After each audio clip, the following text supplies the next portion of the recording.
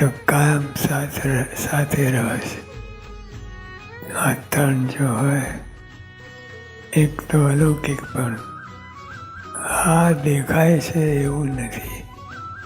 આ બધા આપણે ભગવાને આપણને સામાન્ય બનાવી રાખ્યા છે.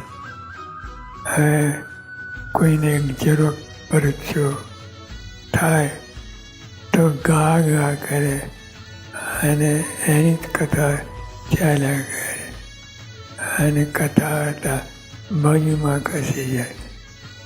એટલે આપણે ભલે સામાન્ય હોય, સામાન્ય રહેવામાં જ મન છે, દેખાય નહીં. પરચો તો ઈચ્છવો જ નહીં.